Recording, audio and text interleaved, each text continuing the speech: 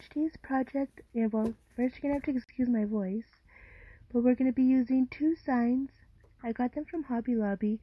We're going to be using Waverly chalk paint in ink and white, a couple of paintbrushes, a sanding block, some wood glue, and I'll be using my Cricut as well. So here you can see I already got started on one, but they're both the same sign that I used, and I'm showing you here how I prepped it. First, we're going to start by taking off all the cardboard. I'm going to take off that sawtooth hanger from there, the labels. It was really pretty easy to do until I had a little trouble with those things there, those little MDF pieces that go in the corners. I had a lot of trouble with that one, but they did come off. They didn't leave hardly any residue. And then I just went ahead after everything and took my sanding block and sanded away any bumps or anything that may have been there. So now you can see it's very easy to punch this out. So I just used both my fingers and just pushed all the way around until the thing came out. Now I'm taking my sanding block, excuse me, and I'm just going to sand away until I get a smooth surface. And all the green doesn't have to come off, just wanted to get it good enough to paint. Okay, now I'm going in with just a dry rag and wiping away all the sawdust from the picture frame. Pulling out my silicone painting mat, and we're going to get started on painting. My paint is a little thick because it's been sitting there a while and it needs to get used. But not to worry, like I said, we're going to be going strong this year. I want to try and get out at least 2 videos a week for you. And hopefully all the times I won't sound like this. I have a horrible sore throat and I didn't want to do today's voiceover, but I have to.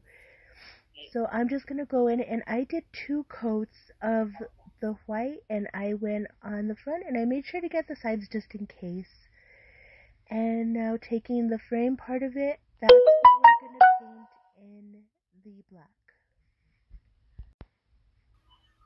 Okay, now that that's done, I'm going to go ahead and let both of these dry, and then jump on my Cricut and start sizing out my images. I'm doing 2 different signs with 2 different images, so here you could just see that I am sizing everything to where it needs to be, and I still didn't size it right. I'm not really good using my Cricut yet, but it'll get there. So there you go. You see that I have them both there, and we're just waiting for them to be cut.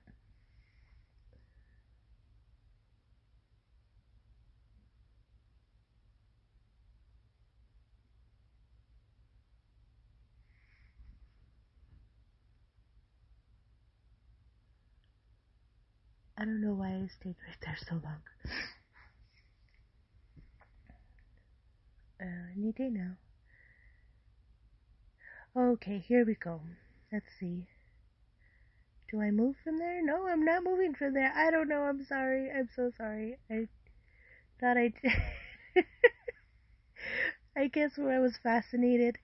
Okay, anyway, here goes to where I am weeding the project. I forgot to hit record.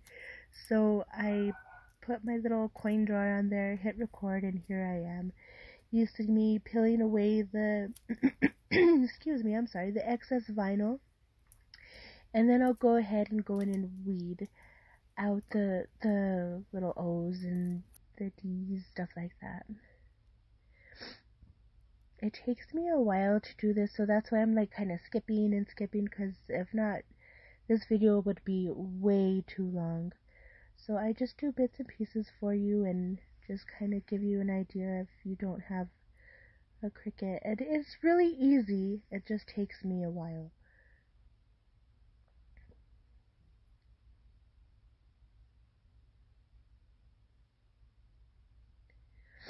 Okay, and here I show that it's all done, and I'm just taking this duck brand um, it's shelf liner, really, but I use it as transfer paper when I don't have that much, and it works really well. It takes a little bit longer to get the vinyl to adhere to it, but it does work really good to use for a transfer paper.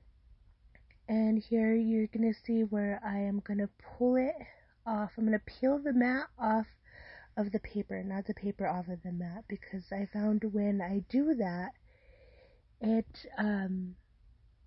the letters and all that get out of place, stuff like that, so it's just easier for me to peel away. And here I am, I just prepped the other one so I could cut the other image. And here again too, I'm just gonna peel from the back and take my little weeding tool there and pull down anything that doesn't adhere right, so that way I get all of it to stick to the transfer paper. Now I'm going and I am placing my transfer, and you'll see here that it was a little too big. I had to go in and cut some, but I do make it work.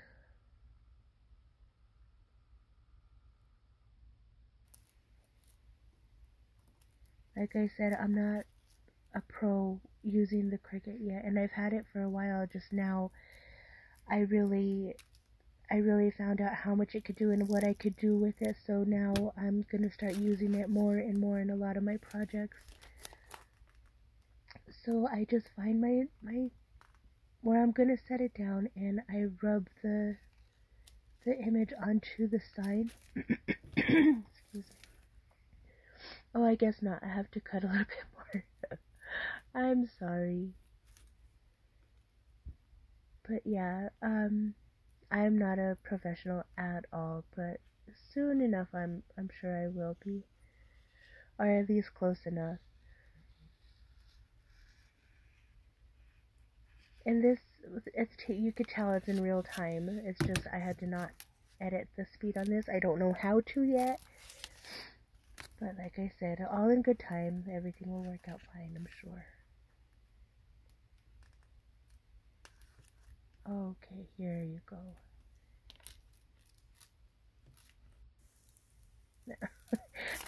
There you go. So, yeah, I had to cut it in two. I don't remember doing that, but yeah, I guess I had to cut it in two and have to place one closer to the other because it was the lettering. I didn't measure it right. If I would have sized it right to begin with, none of this would be happening, but it is what it is, I guess. Okay, so here you see me trying to put everything on there. Some of the letters would stick up, but it doesn't take much just to pull them back down and adhere them. And there you go, you see me doing the last of it right there. And that's where I had to, those are the ones I had to cut off there on the bottom. Okay, so here I'm showing you how I attach the board, excuse me, back to the frame, and I do that just using some wood glue. And wood glue really does adhere well to it. You can use a couple of staples if you like, but it's really not necessary. I know because I've tried it with the other one. And the wood glue works really well. That backing part is really not that heavy.